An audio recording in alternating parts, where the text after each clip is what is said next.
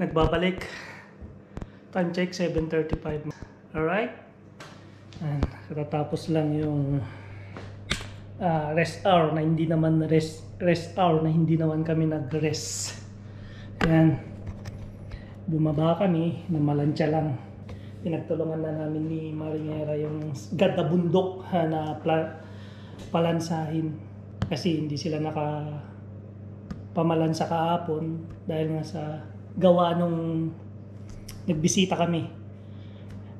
Kita nyo naman yung vlog natin na nauna na puro preparasyon lang dito sa kusina ang nangyari. So yun, ganun katindi pagka nagbibisita kami. Isipin nyo bale 8 lang yung pinakain namin. So imagine nyo na lang kung magpapakain kami ng 100, yan, 50, 20 katao. Yan. Ganon katindi. Ang daming set. May pang sweet, may pang himagas. May pang main course, pang sweet. Yan. Ang wala lang kagabi, yung appetizer. Hindi kami nagpa-appetizer. Yan. Maliban pa doon sa mga pakain, may bar pa kami na nandun lahat yung mga baso. Ayan. At ngayon, dating gabi, kape-kape muna. So, yun lang, yun. Mga normal na kaganapan. Buhay namin. Ayan.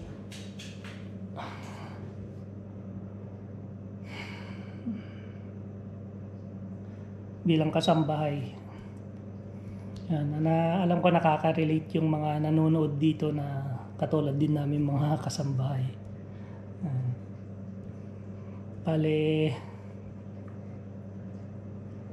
ngayon may bisita kami ulit. Mga bata lang naman, kaibigan nung alaga namin. Yung amo namin lumabas. Ito namang alaga namin, siya naman yung nagbisita. So palitan lang, ganun lang. Bukas siguro yung amo na naman. So ngayon, ang inaasahan namin mangyayari, kasi magpapaska na dito, yung Easter, Orthodox Easter. Kasi tapos na yung Easter natin, mga Katoliko. So baka biyahe sila, baka magyate sila.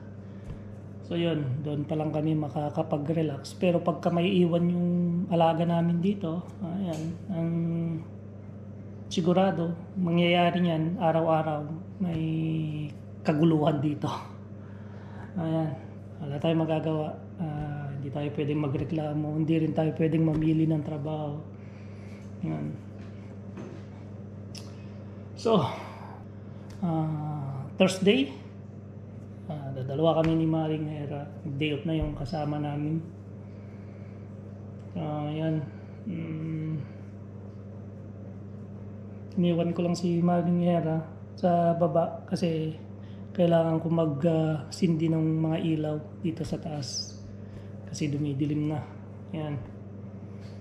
At susunod na rin siya, pakyat na rin siya. Pero sigurado dediretso yan sa kwarto ng amo kasi check na naman niya. Ayan na pala. So ayan, gaya ng sabi ko, ayan, bit-bit niya yung mga pinalansa. Ayan, dadali niya sa kwarto ng amo at sabay na rin yung pag-ayos-ayos ng konti. Ayan. Right? Ganun lang ang routine. Ang routine namin. Ayan. Sana huwag kayong magsawa.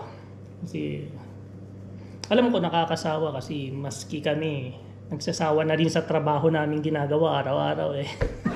So how much more kayo nanonood? Siyempre nagsasawa na rin kayong manood na ganito parati yung vlog natin.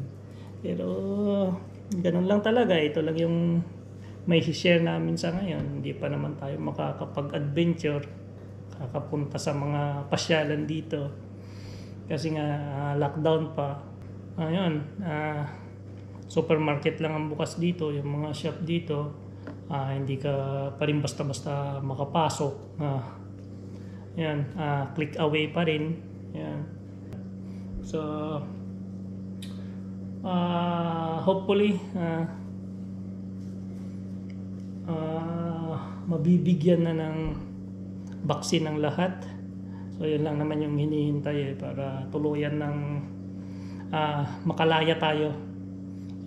Ang importante naman dito sa pagiging isang OFW, siguraduhin mo lang na alam mo yung gusto mo, yung goal mo sa buhay.